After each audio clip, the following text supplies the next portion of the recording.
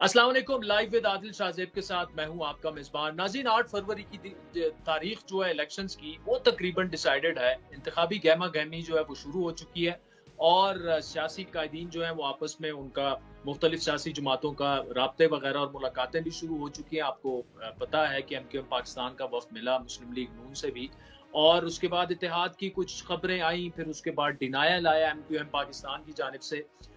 लेकिन इस सब कुछ के जो एक तरफ ये गहमा गहमी और सरगर्मियां शुरू हो गई हैं, दूसरी जानिब अभी भी इंतखाबात के हवाले से जो है वो उसकी शफाफियत पर सवालात वगैरह भी उठाए जा रहे हैं। साथ साथ में सियासत से और इलेक्शन से हटकर जो मामला है वो पाकिस्तान और IMF के मामलात हैं, जो कि हर सूरत तय होने हैं, वरना हमारे लिए मुश्किलात जो हैं वो बढ़ भी सकती हैं। और उससे भी अहम गुफ्तगू और बातचीत इस पर होनी चाहिए कि जो भी जमात बरसरे इक्तदार आए, वो पाकिस्तान के जो मौजूदा मसाइल हैं कैसे निकालेगी, पाकिस्तान की मईशत कैसे ट्रैक पर आएगी, और जो पॉलिटिकल एक पोलराइजेशन हो चुकी है, डीपली डिवाइडेड सोसाइटी है आज हमें नजर आ रही है, कौन सी सियासी जमात इसको कैसे निकाले। अभी तक तो मुस्लिम लीग नून ने मंशूर कमेटी बनाई और उस पर सबसे बड़ा एतराज ये आया कि आपने तो 90% लोग पंजाब से उठा के डाल दिए हैं, तो क्या मुस्लिम लीग नून जो है वो पंजाब की पार्टी है या पूरे पाकिस्तान की पार्टी है। इस पर मुस्लिम लीग नून का जवाब क्या होगा और बाकी सियासी जमातें जो हैं वो क्या कर रही हैं इलेक्शन की तैयारी और इस हवाले से उम्मीदवार फाइनल करना, और जल्द से जुलूस भी जल्द शुरू होंगे। एहसन इकबाल साहब सेक्रेटरी जनरल हैं मुस्लिम लीग नून के, साबिक वजीर भी हैं प्लानिंग के, उनसे गुफ्तगू करते हैं। एहसन इकबाल साहब, thank you so much for joining us. Election का सीजन जो है वो तकरीबन शुरू हो चुका है। ये बताइएगा कि MQM से तो आप अलायंस में जाएंगे, लेकिन बड़ा इंटरेस्टिंग एक सवाल पूछा जा रहा है, वो ये कि जी PMLN सिंध में नहीं है और MQM पंजाब में नहीं है, तो इस अलायंस का क्या फायदा? कि क्या क्या PMLN सिर्फ ऑप्टिक्स सेट कर रही है कि जी एक इत्तेहादी हमारे साथ है और सिंध में हम पीपल्स पार्टी को टफ टाइम देंगे? देखिए आदिल, मैं समझता हूँ कि जो आपने अभी एक हकीकत बयान की है, वो दरअसल इस अलायंस को ज़्यादा नेचुरल अलायंस बनाता है, चूंकि दोनों में कॉम्प्लीमेंटैरिटी है और दोनों किसी से किसी की टर्फ में compete नहीं करते। तो लिहाजा ये एक बड़ा फितरी और नेचुरल अलायंस है, जिसमें मेरा ख्याल है दोनों जमातों का फ़ायदा है। और हमारा अलायंस किसी के खिलाफ नहीं है, बल्कि उन नुकात के ऊपर है जिन पर हमने MQM के साथ एक चार्टर पे दस्तखत किए थे जब कोलिशन गवर्नमेंट बनी थी। तो MQM का जो प्रोग्राम है, खास तौर पे जो लोकल गवर्नमेंट्स के हवाले से उनके मुतालबात हैं, हम भी उनको सपोर्ट करते हैं कि लोकल गवर्नमेंट्स बहुत मौसर होनी चाहिए। इसी तरह जो कराची और हैदराबाद या सिंध के शहरी इलाकों के मसाइल के हवाले से MQM के जो तहफ़्फ़ुज़ात हैं, हम उनको भी शेयर करते हैं कि ये शहर जो हैं, जो अब मुस्तकबिल में किसी भी मईशत के अंदर अब ये कहा जाता है कि मुआशी तरक्की में cities will play very important role. तो अगर जो शहर है उनका इंफ्रास्ट्रक्चर नहीं होगा, शहरों का निज़ाम और नस्क ठीक नहीं होगा, तो उसका बड़ा मुल्क की मईशत को नुकसान होगा। तो ये वो सारे कंसर्न्स हैं जो हमारे और MQM के दरमियान मुश्तरक हैं। लिहाजा ये एक बड़ा फितरी अलायंस होगा किसी भी इंतखाब के अंदर। तो एहसन साहब, ये जो आपके कंसर्न्स हैं, जो आपने चीजें गिनवाई हैं, तो इसका मतलब ये MQM तो पब्लिकली कहती है कि पिछले 10-15 सालों में पीपल्स पार्टी की सिंध में गवर्नमेंट रही है, वो उनकी परफॉर्मेंस से खुश नहीं है। इसका मतलब ये कि आप इस नैरेटिव को एंडोर्स कर रहे हैं MQM के, और आप भी समझते हैं कि पीपल्स पार्टी की परफॉर्मेंस सिंध और कराची में बेहतर नहीं रही। देखिए, जो कराची के हालात हैं वो तो आपके सामने हैं। कराची की बदहाली किसी से छुपी हुई नहीं है कि कराची में इंफ्रास्ट्रक्चर के कितने बुरे हालात हैं, कराची के पानी के, बिजली के कितने बुरे हालात हैं। कराची पाकिस्तान का फाइनेंशियल कैपिटल है और कोई भी शख्स जो कराची जाता है, मेरा तो इस लिहाज से एक ज़्यादा ज़ाती तजुर्बा है, क्योंकि मेरी सारी इब्तदाई तालीम और परवरिश बचपन मैंने कराची में गुजारा है। और ये वो तकरीबन एंड लेट 60s और अर्ली 70s का दौर था। कराची पाकिस्तान का ज्यूल था। कराची को रोशनियों का शहर कहा जाता था। फिर यही कराची जो है वो कत्लो गारतगरी में डूब गया। और हमने जो पिछली हमारी हुकूमत थी उसमें कराची के जो बड़े प्रोजेक्ट्स थे उनके लिए खतीर रकूम भी फराहम की। तो हम MQM के साथ कराची के मसाइल को शेयर करते हैं।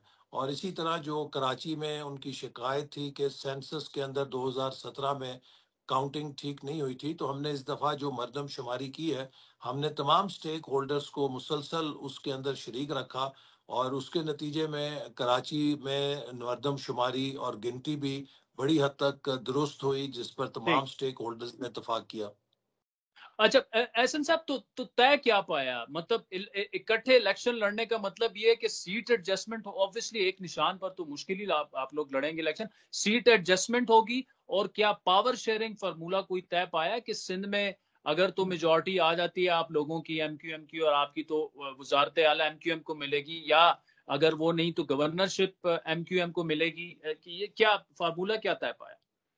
देखिए, अभी तो एक असूली इत्तेफाक हुआ है कि अगले इलेक्शन के लिए पीएमएलएन और एमक्यूएम मुश्तरका हिकमत अमली इख्तियार करेंगे। इस मकसद के लिए एक 6 रुकनी कमेटी कायम की गई है, जिसमें 3-3 रुकन दोनों तरफ से होंगे, और ये कमेटी फिर लीडरशिप को एग्जैक्ट प्रपोजल्स देगी कि ये जो हमारा मुश्तरका लाएअमल है या हिकमत अमली है, इसको हम किस शक्ल के अंदर आगे लेकर जाएं। और इसी तरह ये कमेटी एक चार्टर ऑफ डिमांड कह लीजिए या एक मंशूर कह लीजिए, उस पर भी इत्तफाक राय करेगी, जिसके ऊपर दोनों पार्टियां इत्तफाक करेंगी कि कामयाबी के बाद, इंतखाबात के बाद, शहरी इलाके ख़ास तौर पे और सूबा सिंध के जो मसाइल हैं, उनके लिए उन पर मिलकर काम करेंगी। तो एहसन साहब, इसके अलावा बलूचिस्तान अवामी पार्टी की भी बात हो रही है। कौन सी जमातें हैं जिनके साथ, जो एमक्यूएम के साथ आप इकट्ठे मिलकर इलेक्शन लड़ेंगे, वो उनके साथ पॉसिबिलिटी है क्या? पीपल्स पार्टी के साथ भी ये पॉसिबिलिटी बन सकती है? देखिए, मेरा ख्याल है कि अभी इलेक्शन से पहले चूंकि पीपल्स पार्टी भी एक मेजर पार्टी है, और वो अभी जो उनके इंडिकेशंस हैं वो ऐसे ही हैं कि वो अपने मंशूर के साथ इलेक्शन लड़ना चाहते हैं, उनका हक भी है। अलबत्ता हमारे जो दीगर कोलेशन पार्टनर्स थे, जिनके साथ हम पहले भी पीडीएम के अंदर थे, उन सब के साथ हम बातचीत करेंगे, और जो भी पार्टी हमारे साथ मुश्तरका तौर पे इंतखाबात की हिकमत अमली बनाने पर आमादा होगी, हम ज़रूर उसको वेलकम करेंगे। लेकिन एक बात मैं आदिल ज़रूर कहना चाहता हूँ कि इलेक्शन का जो भी नताइज निकलेंगे, अल्लाह ताला ने हमें कामयाब किया तो नवाज शरीफ साहब पहले भी कह चुके हैं कि जो भी हुकूमत हम बनाएंगे, उसमें चाहे हमें 2/3 अक्सरियत भी मिल जाए, लेकिन हमारी कोशिश ये होगी कि असेंबली के अंदर मौजूद तमाम जमातों को साथ लेकर चला जाए, और जो बड़े कौमी मसाइल हैं, जिनमें मुआशी मसाइल हैं, जिसमें मुल्क के दाखिली मसाइल हैं, उन सब के ऊपर हम एक नेशनल कंसेंसस इवॉल्व करें। और यही वो तरीका है जो हमने 2013 और 18 के दरमियान भी इख्तियार किया था, चाहे वो नेशनल एक्शन प्रोग्राम था, चाहे वो सी पैक था, चाहे वो कोई भी अहम कौमी मसला था। हमारी हमेशा से यही कोशिश थी कि हम सबको इत्तफाक राय के साथ लेकर चले। ठीक है। एहसन साहब, मंशूर कमेटी पीएमएलएन की बन चुकी है, और एक बड़ा एतराज उस पर उठ रहा है कि वो तो 90% ऐसा लग रहा है कि पीएमएलएन पंजाब सेंट्रिक पार्टी बन चुकी है। मतलब केपी से एक आध बंदा आपने डाला या सिंध से एक आध बंदा आपने डाला, तो ये क्यों ये इंप्रेशन उभर कर सामने आ रहा है? आप तो मतलब अगर आप अपने आप को कौमी जमात कहते हैं और समझते हैं, और पीएमएलएन है भी कौमी जमात, तो फिर तो अक्रॉस द बोर्ड नुमाइंदगी होनी चाहिए थी। ऑब्वियसली पंजाब बड़ा सूबा है, लेकिन मतलब 50-50 कर देते बाकी सूबों के साथ। कि अगर आप उस फहरिस्त को देखें तो उसमें तमाम सूबों की नुमाइंदगी है।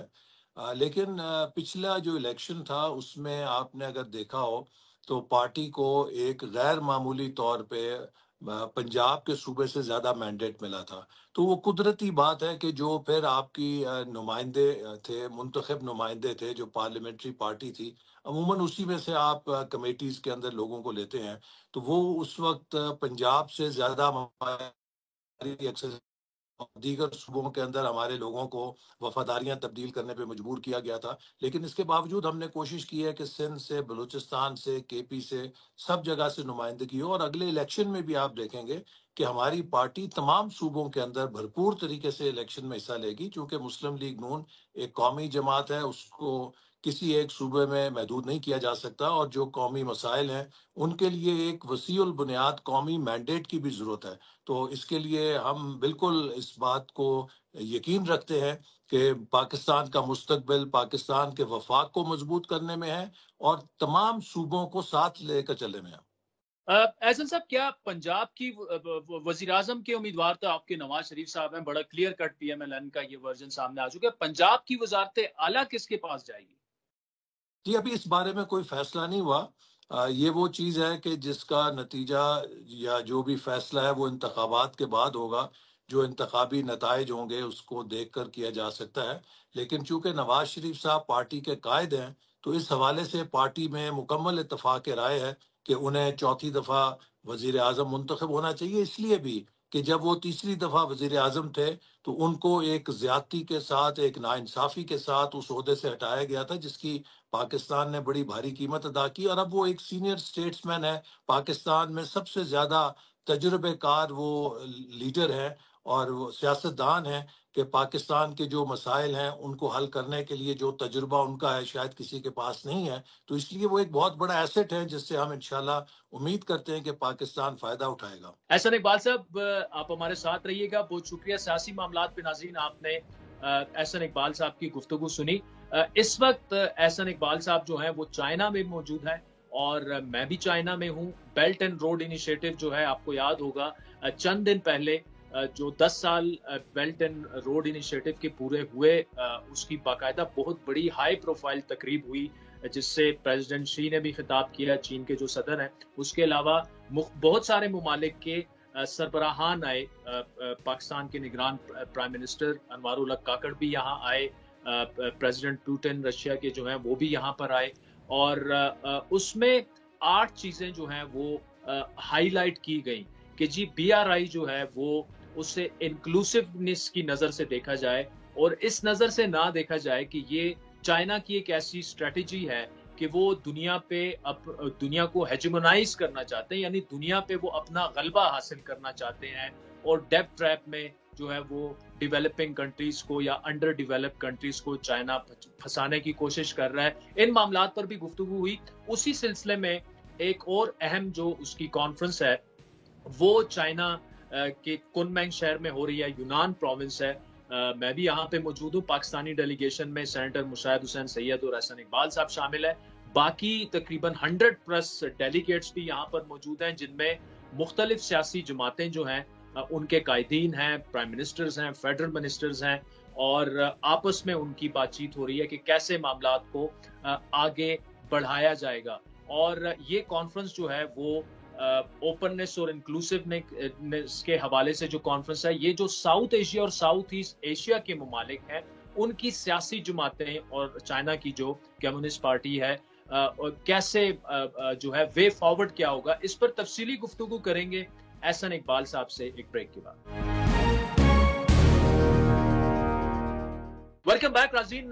ब्रेक से पहले आपको तफसीली बताया कि मैं इस वक्त चाइना में मौजूद हूँ to attend a very high profile conference, जिसमें जनूबी एशिया और जो साउथ ईस्ट एशिया है उनके प्राइम मिनिस्टर्स, फेडरल मिनिस्टर्स हैं, पॉलिटिकल पार्टीज के हेड्स हैं, जनरल सेक्रेटरीज हैं और 2 दिन की ये बड़ी हाई प्रोफाइल कॉन्फ्रेंस है। और उसके बाद भी ऐसी मीटिंग्स और एक्टिविटीज प्लान हुई हैं जो कि पाकिस्तान के लिए भी बहुत ही अहमियत की हामिल है। इसमें इंडियन डेलीगेशन भी मौजूद है, नेपाल, श्रीलंका, बांग्लादेश और जो साउथ ईस्ट एशिया के जो ममालिक हैं, बड़े अहम ममालिक हैं, जिनमें वियतनाम, थाईलैंड और कंबोडिया वगैरह शामिल हैं। उनके 100 प्लस डेलीगेट्स इस वक्त चाइना में मौजूद हैं। एहसन इकबाल साहब ने मुस्लिम लीग नून को रिप्रेजेंट कर रहे थे, पाकिस्तान से डेलीगेशन का वो हिस्सा थे और 2 उन्होंने बड़ी अहम स्पीचेस भी यहाँ पर की कि वे फॉरवर्ड पाकिस्तान के लिए क्या है when it comes to CPEC. और ये भी बार बार कहा जाता है कि जी चाइना ने पाकिस्तान को डेट ट्रैप में फंसा दिया है, इसके क्या हकाइक हैं। और इसके अलावा जो है यहाँ पर काफी अहम मुलाकातें भी हुई हैं और आपको आगे चलकर ये भी बताएंगे कि चाइना इस वक्त पाकिस्तान के हालात के बारे में क्या सोच रहा है। जाहिर बात है 8 फरवरी को पाकिस्तान में इलेक्शंस होने हैं। जिस किसी की भी गवर्नमेंट आए तो सी पैक का जो मामला है वो कितनी तेजी से आगे बढ़ेगा, क्या वो ट्रैक पर होगा, नहीं होगा। क्योंकि आपको याद दिलाते चलें कि गुज़श्ता जो तहरीक इंसाफ की गवर्नमेंट थी 3.5 साल रही, उसमें सी पैक पर काम स्लो भी हुआ, बल्कि कुछ ऐसी स्टेटमेंट्स आई, उस वक्त के जो ट्रेड मिनिस्टर थे रजाक दाऊद साहब ने कंट्रोवर्शियल स्टेटमेंट दी, फिर उस वक्त के कम्युनिकेशन मिनिस्टर मुराद सईद साहब ने इन्हीं लाइंस पर चाइनीज कर्जों के हवाले से जो स्टेटमेंट दी थी, उससे मामलात जो थे वो थोड़े बिगड़े थे। इस वक्त क्या सिचुएशन है चाइना और पाकिस्तान रिलेशंस की, और वे फॉरवर्ड उसका क्या है? एहसन इकबाल साहब से साहब बहुत शुक्रिया। एक तो ये जो प्रोजेक्ट है BRI का, इस पर भी आपसे तफसीली गुफ्तगू करेंगे, लेकिन जो इस वक्त सिचुएशन है पाकिस्तान में, ऑब्वियसली थोड़ी सी अनसर्टेनिटी ऐसी है कि कुछ पता नहीं है किसकी गवर्नमेंट आ जाए आगे। तो कितना इंपॉर्टेंट है पाकिस्तान के जो क्लोज एलाई कंट्रीज हैं, फॉर एग्जांपल चाइना है, सऊदीज हैं, लेकिन हम तो चूंकि चाइना की बात कर रहे हैं, अब आपकी यहाँ बड़ी इंपॉर्टेंट मीटिंग्स भी हुई हैं, क्या इनकी थिंकिंग क्या है और क्या सोच रहे हैं पाकिस्तान के बारे में, और जिसकी भी गवर्नमेंट आए पाक चाइना रिलेशन पे क्या उसका असर हो सकता है? जी, बहुत शुक्रिया आदिल। देखिए, ये जो हमारे दोस्त ममालिक हैं, ये किसी किस्म की मुदाखलत तो नहीं करते पाकिस्तान के अंदरूनी मामलात के अंदर। अलबत्ता ये ज़रूर पाकिस्तान के जो माजी के चंद सालों के हालात रहे हैं, 4 सालों में जो हुकूमत की पॉलिसीज थी, उससे फिक्रमंद हुए हैं। क्योंकि आप पाकिस्तान में कोई $1 की सरमायाकारी करने के लिए तैयार नहीं था, और चाइना ने तकरीबन $25 अरब से ज़्यादा मंसूबों पर सरमायाकारी की, जिससे पाकिस्तान को तवानाई का बहरान हल करने में मदद मिली, इंफ्रास्ट्रक्चर को अपग्रेड करने की मदद मिली, मोटरवेज बने, उससे फाइबर ऑप्टिक केबल लगी, गवादर पोर्ट को अपग्रेड करने की मदद मिली, और इसी तरह दीगर भी मंसूबे हमारे आगे कामयाबी से चले। लेकिन जब ये एक मोमेंटम बना 2017-18 में, तो जो हुकूमत की तब्दीली हुई, उस हुकूमत ने आने के बाद पूरे के पूरे सी पैक को स्कैंडलाइज करना शुरू कर दिया, और उसने जो चीनी सरमायाकार थे उनके लिए मुश्किलात पैदा करनी शुरू कर दी।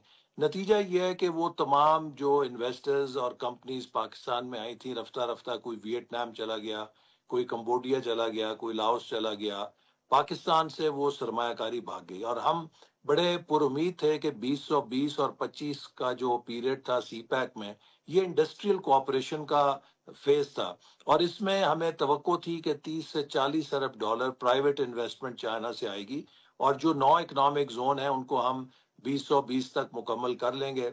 अब किस्मत ये देखिए कि 2022 में जब हमारी हुकूमत वापस लौटी, तो एक भी इकोनॉमिक जोन तैयार नहीं था, और नतीजा ये है कि वो इन्वेस्टर्स भी बड़े बदल हुए, और पाकिस्तान ने एक बड़ा सुनहरी मौका खो दिया। तो अब भी मैं समझता हूं कि पाकिस्तान के लिए बड़ा जरूरी है, पाकिस्तान के अवाम के लिए बड़ा जरूरी है। देखिए, नेशंस जो हैं या अफराद, उनकी किस्मत उनके फैसलों से बनती है। अगर सही फैसले होते हैं तो सही किस्मत बनती है, अगर गलत फैसले किए जाते हैं उसकी सजा मिलती है।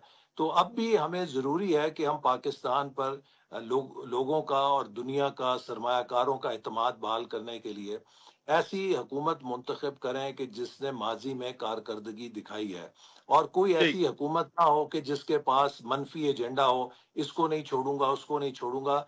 तो ये तमाशा देखने की ना पाकिस्तान में सकत है, ना दुनिया को कोई दिलचस्पी है। तो इसलिए अब सबकी नजरें फरवरी के ऊपर लगी हुई हैं कि अगर पाकिस्तान में एक मुस्तहकम नुमाइंदा हुकूमत, जिसके पास तजुर्बा भी हो, जिसकी साख भी बैनुल अक़वामी सरमायाकारों के साथ और दोस्त ममालिक के साथ अच्छी हो, तो ये पाकिस्तान के लिए एक बहुत मुस्बत कदम होगा। और अगर खुदा ना खास्ता कोई ऐसा नतीजा हो कि जिससे ये दोस्त ममालिक पाकिस्तान से नाउमीद हो जाएं कि पाकिस्तान में जो क़यादत है वो एक बड़ी अनफ्रेंडली है या अन बिजनेस लाइक है, और इसके पास गवर्नेंस की सलाहियत नहीं है, और अगर उन्होंने पाकिस्तान से मुंह मोड़ा, तो फिर हमारे लिए बहुत मुश्किलात हो जाएंगी। इसलिए मैं समझता हूं कि ये 8 फरवरी का जो वोट है और इलेक्शन है, ये पाकिस्तान के लिए एक बहुत ही गेम चेंजर इलेक्शन है। और अगर हमने सही इंतखाब किया, और हम दावा करते हैं कि अल्लाह के फजल से कि हमने माजी में भी इन चैलेंजेस को अबूर किया है, आइंदा भी कौम ने हम पर एतमाद किया, तो इंशाअल्लाह ताला अल्लाह के फजल से हम पाकिस्तान को सी पैक जैसे मंसूबों के जरिए दोबारा एक तेज तरक्की के राह पे गामजन करेंगे। ठीक। अच्छा एहसन साहब, एक तो ऑब्वियसली 8 फरवरी को इलेक्शन है, तो पाकिस्तानी अवाम का फैसला होगा, आप अपना मंशूर रखेंगे, बाकी जमातें अपना मंशूर रखेंगी। ये जो एहसन साहब कॉन्फ्रेंस है जिसमें जनूब एशिया और साउथ ईस्ट एशिया के अहम ममालिक के सियासतदान बड़े सीनियर शामिल हैं, उनमें डिप्टी प्राइम मिनिस्टर्स आए हैं। चाइना की जो वाइस प्रेसिडेंट है उनसे आज आपकी मुलाकात भी हुई। फिर जो इंटरनेशनल डेवलपमेंट के मिनिस्टर हैं हमसे भी उन्होंने बातचीत की, आपसे भी बड़ी उनकी तफसीली मुलाकात हुई। ये जो अगर आप देखें कि इंडिया से डेलीगेट्स बड़े इंपॉर्टेंट आए हैं, बाकी बांग्लादेश से आए हैं, बहुत से ममालिक से आए हैं, ये अक्रॉस द टेबल सारे बैठे हुए हैं। पाकिस्तान और इंडिया नहीं बैठ सकता। इसमें चाइना का आप क्या रोल देख रहे हैं, क्योंकि इंडिया और चाइना की रिलेशंस कुछ ज्यादा अच्छे नहीं रहे। अनफॉर्चुनेटली जबकि दुनिया बहुत इंटरकनेक्ट हो रही है और दुनिया को जरूरत है कि जो चैलेंजेस हैं जैसे क्लाइमेट चेंज है और टेररिज्म है या दीगर कई चैलेंजेस हैं, उनके लिए आपको ग्लोबल पार्टनरशिप्स की जरूरत है और ये मुल्क कोई भी अकेला उनका मुकाबला नहीं कर सकता। तो इस ऐसे वक्त में दुनिया दोबारा एक पोलराइजेशन की सिमत में धकेली जा रही है और दुनिया में जियोपॉलिटिकल कॉन्फ्लिक्ट्स आ रहे हैं। आपने देखा कि यूक्रेन की जंग ने किस तरह पूरी दुनिया की मईशत को हिला दिया। अब कोई भी कॉन्फ्लिक्ट लोकल नहीं है, बल्कि हर कॉन्फ्लिक्ट चाहे वो किसी भी दुनिया के कोने में हो, वो ग्लोबल कॉन्फ्लिक्ट बन जाता है। जैसे यूक्रेन का ग्लोबल कॉन्फ्लिक्ट बना, अब इसी तरह जंग के बादल जो हैं वो पैलेस्टाइन पर मुंडला रहे हैं और जो वहां पर बर्बरियत और सफाकी इजराइल कर रही है, वो न्यूटन का ही लॉ है कि to every action there is an equal and opposite reaction. कभी ताकतवर ये नहीं हजम कर सकता कि वो जुल्म करे और वो जुल्म उससे हिसाब ना ले। इन सब चीजों के कॉन्सिक्वेंसेस होते हैं। तो हम एक और अनफॉर्चुनेटली कॉन्फ्लिक्ट्स की तरफ बढ़ रहे हैं। इसी तरह साउथ एशिया जो है वो भी कॉन्फ्लिक्ट्स के नतीजे में 75 सालों में अपना पोटेंशियल हार्नेस करने में नाकाम रहा है। अगर आप दुनिया में देखें जो तमाम डेवलपमेंट हुई है, तेज डेवलपमेंट हुई है, वो रीजनलाइजेशन के साथ हुई है। चाहे वो यूरोपियन यूनियन के नतीजे में यूरोप की इंटीग्रेशन थी इकोनॉमिक, या वो आसियान की सूरत में फार ईस्ट एशिया जो है, साउथ ईस्ट एशिया, उसके ममालिक की इकोनॉमिक इंटीग्रेशन और कोऑपरेशन है।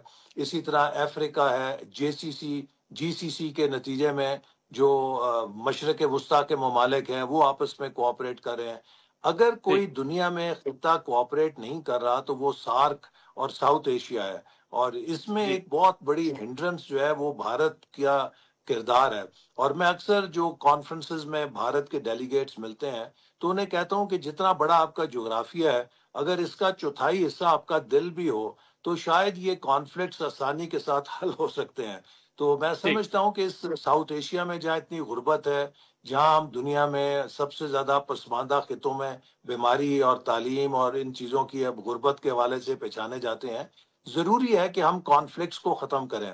और इसके लिए जो प्लेटफॉर्म जैसे हम जिसमें यहाँ पर कॉन्फ्रेंस में आए हैं, तमाम एशिया के, south east Asia, central Asia, south Asia ममालिक की पार्टीज के नुमाइंदे मौजूद हैं। इस किस्म की जो कॉन्फ्रेंसेस हैं उनमें आपस में बातचीत करने में मदद मिलती है। और मैं समझता हूं कि चीन के जरिए हम जो बिलखसूस कई फोरम्स हैं जिसमें चीन भी मेंबर है और हम भी मेंबर हैं, एससीओ एक बड़ा अहम फोरम है कि जिसमें पाकिस्तान और भारत दोनों चीन और रूस के साथ मेंबर हैं।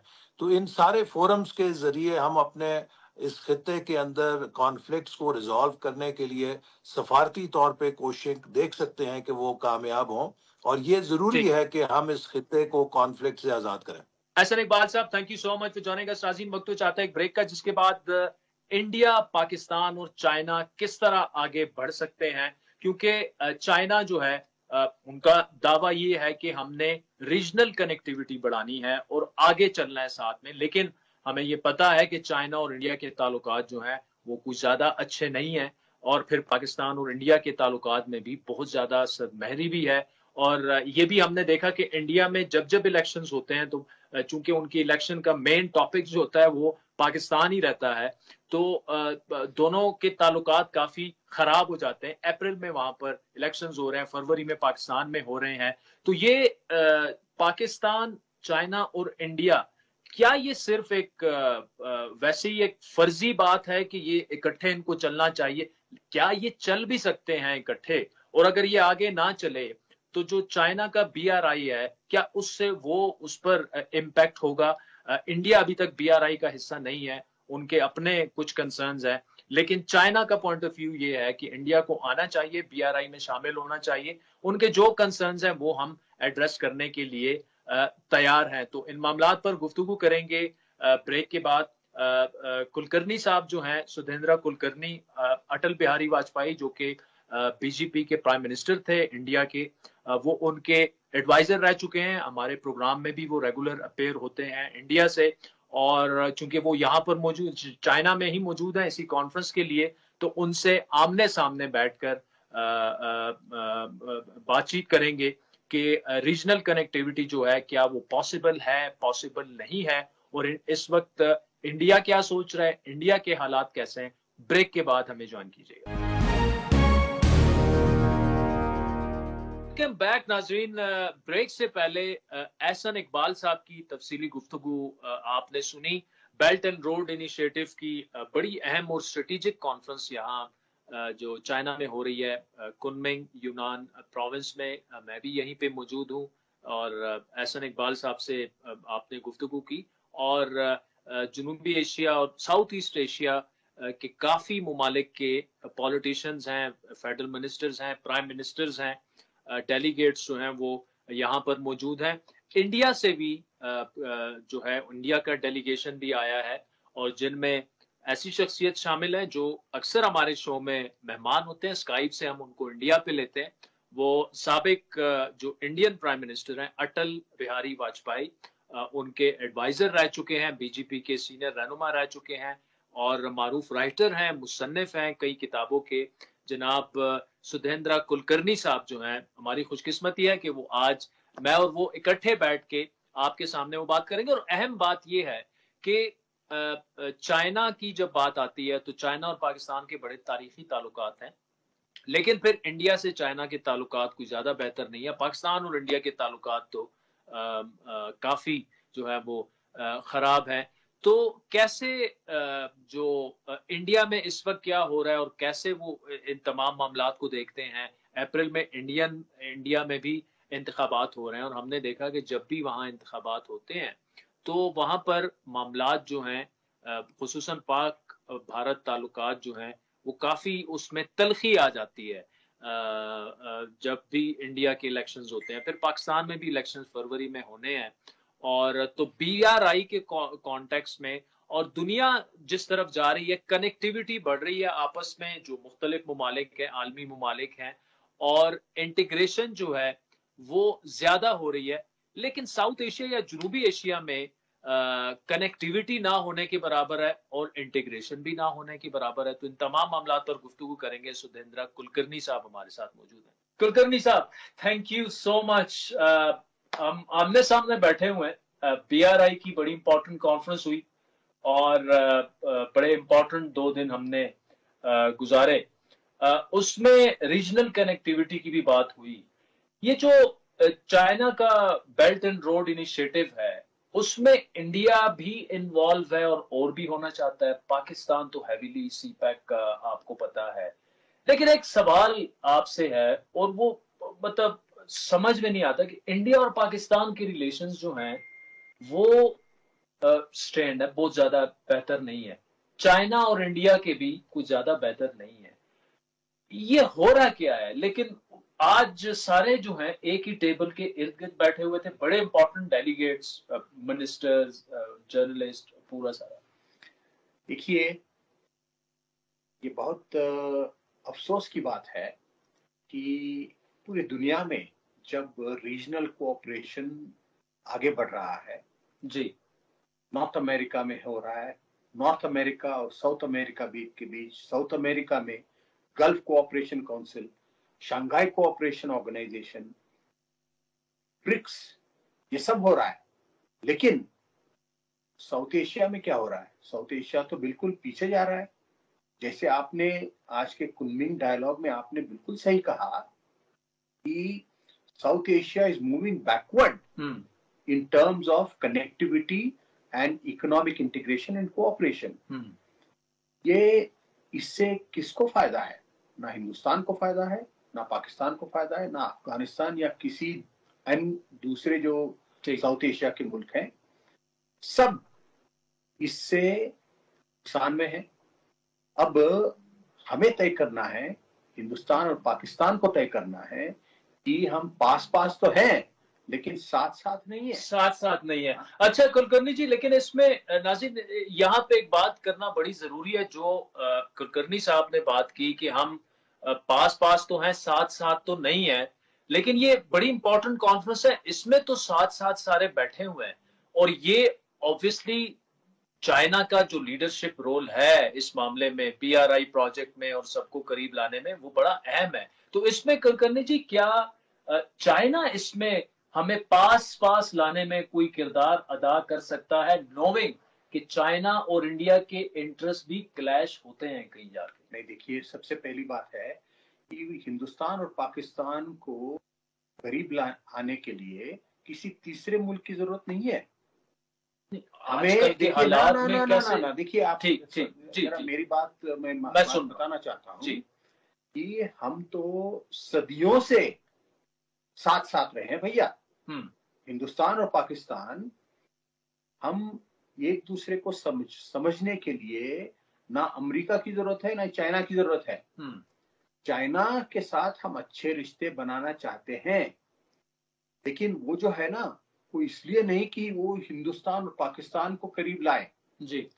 हम तो ये चाहते हैं कि हिंदुस्तान, पाकिस्तान, अफगानिस्तान, श्रीलंका, बांग्लादेश सब इक्वालिटी के बेसिस पर हम साथ साथ आ जाए और इसमें चाइना भी आ जाए, लेकिन on the base of equality, यानी इकोनॉमिक इंटीग्रेशन की बात कर रहे हैं। बॉर्डर्स तो ऑब्वियसली रहेंगे अपनी जगह। हम देखिए, हिंदुस्तान ये नहीं चाहेगा कि ये सब चाइना के लीडरशिप में आ जाए।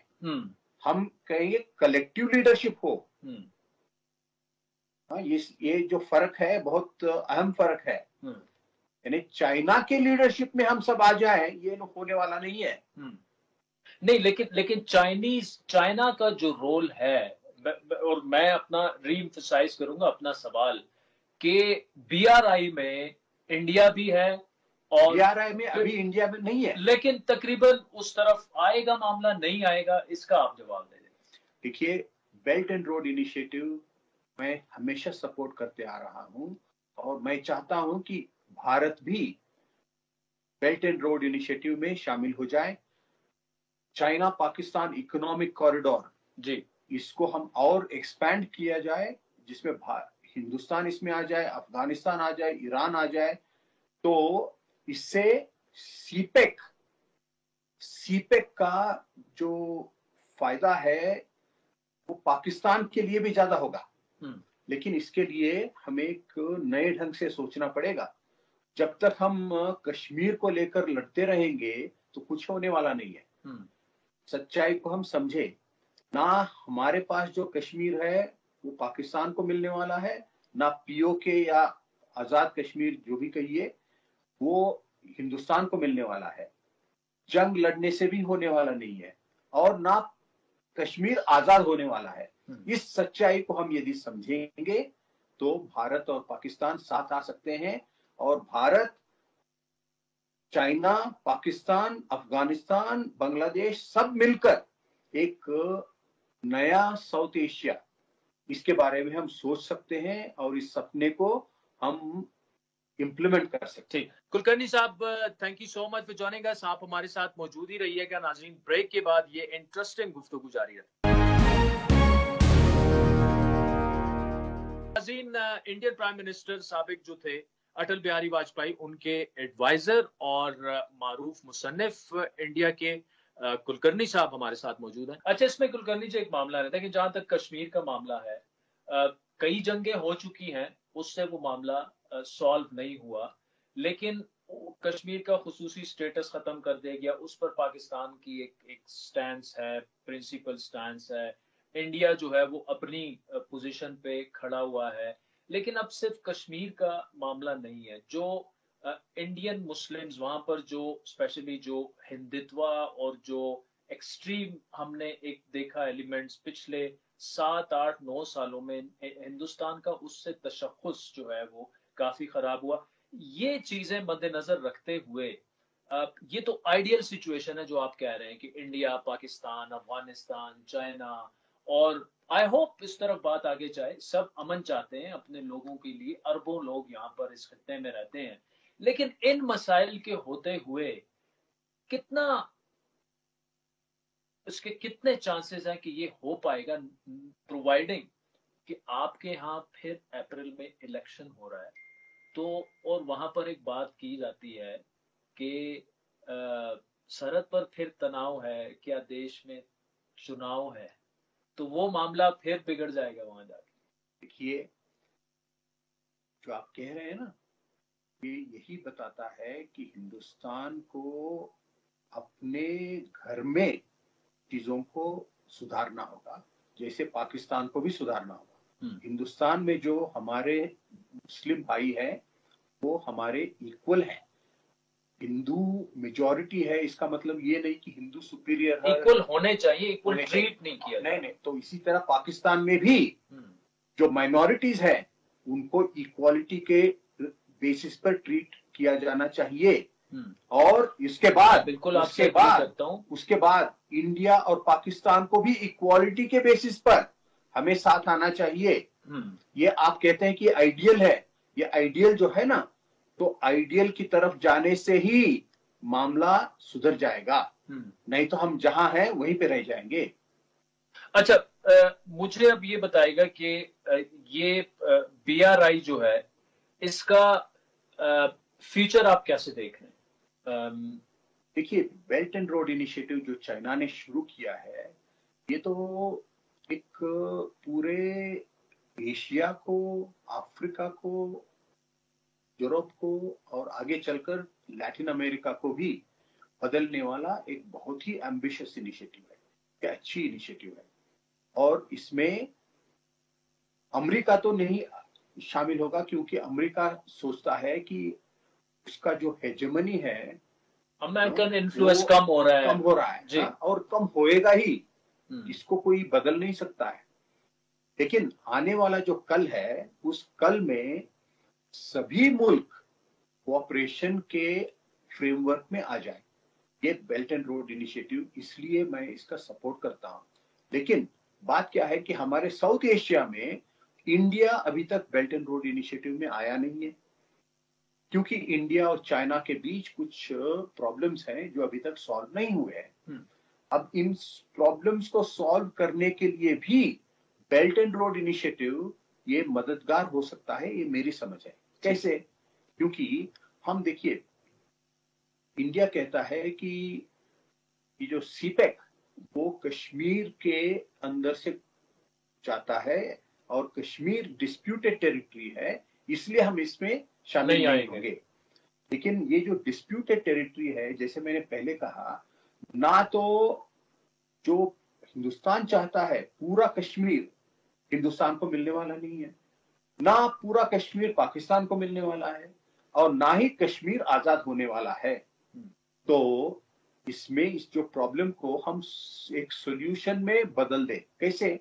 कि बेल्ट एंड रोड इनिशिएटिव में, सीपेक में इंडिया भी शामिल हो जाए, इंडिया को पाकिस्तान के थ्रू एक लैंड एक्सेस अफगानिस्तान और सेंट्रल एशिया को मिल जाए, और आपको यानी पाकिस्तान को इंडिया के थ्रू बांग्लादेश और साउथ ईस्ट एशिया के लिए आपको भी लैंड एक्सेस मिल जाए, तो आपका भी भला है, हमारा भी भला है, सबका भला है।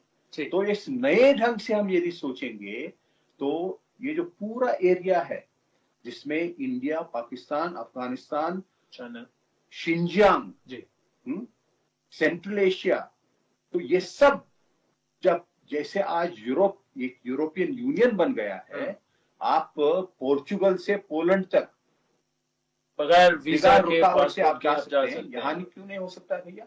आज हम कुनमिंग में बैठे हैं जी। इस कुनमिंग यूनान जो है, यहाँ आज चाइना से लाओस बुलेट ट्रेन चलता है, बिल्कुल है। चाइना से इंडोनेशिया में बुलेट ट्रेन शुरू हो गया है, थाईलैंड में बुलेट ट्रेन चाइना बना रहा है। तो क्यों ना हिंदुस्तान और पाकिस्तान के बीच ऑर्डिनरी ट्रेन तो चले भैया, और कल बुलेट ट्रेन चले।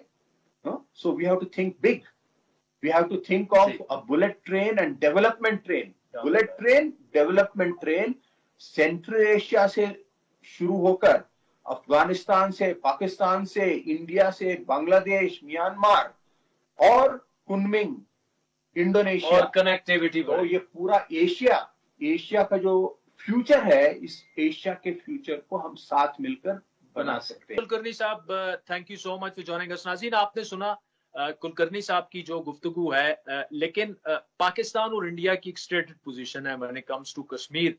पाकिस्तान ये समझता है और कि जी जो मकबूजा कश्मीर है वो it's integral part of Pakistan. Pakistan उसे अपनी शहर बुलाता है। 75 साल से जो कश्मीरी कुर्बानियां दे रहे हैं, हजारों की तादाद में शोहदा हैं, वो सफर हो रहे हैं। इंडिया ने कश्मीर का जो खुसूसी स्टेटस चेंज किया, ऐसे में आगे बढ़ना जो है, एक दूसरे को पॉइंट ऑफ व्यू को समझकर आगे बढ़ना, यही वे फॉरवर्ड है जनूबी एशिया के लिए भी। और पाकिस्तान और इंडिया के दरमियान अगर अमन आ जाता है तो दोनों ममालिक के जो अवाम है, खुसूसन गुर्बत की लकीर से नीचे जो करोड़ों लोग रहते हैं, वो इसका डायरेक्टली फायदा उनको भी पहुंच सकता है। लेकिन इंडिया में जो मुसलमानों के साथ हो रहा है, और खुसूसन कश्मीर में तो 75 सालों से हो रहा है, लेकिन इंडियन मुसलमानों के साथ हो रहा है, उसके बाद पाकिस्तान की पोजीशन को डिफिकल्ट कर दिया गया है